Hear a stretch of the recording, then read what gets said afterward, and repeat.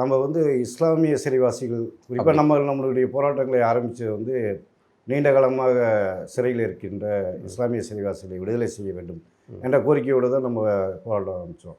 அதற்கு பிறகு அது உள்ள அப்படியே போய் ஏன் நீண்ட காலமாக சிறையில் இருக்கக்கூடிய இஸ்லாமியர்களை மட்டும் வெளியே கொண்டு வரணும்? இஸ்லாமிய சிறைவாசிகளை மட்டும் வந்து இது வரைக்கும் என்ன பண்ணியிருக்காங்க, மத வழக்குகள் என்ற காரணம் காமிச்சு நிறைய பேர்த்த வந்து இது வரைக்கும் விடுதலை செய்யலை. அப்பப்போ பொருள் மற்ற கொலைகள் அல்லது வேற குற்ற செயல்களில் ஈடுபட்டவர்களை விட்டுறலாம். ஆனால் மதம் சார்ந்த ஏதாவது ஒரு பின்னணி கொண்ட வழக்கில் சிக்கியிருப்பவர்களை விடக்கூடாது அப்படின்னு சொல்லிட்டு அது வந்து 2007-8 வந்து 2 அதிகாரிகளுக்கும் நடந்த அந்த கடித போக்குவரத்தை வந்து ஒரு ஜியோவை மாற்றுறாங்க. அதில் வந்து கம்யூனல் பிரிஸ்னஸ்ன்னு அப்படின்னு சொல்கிறாங்க.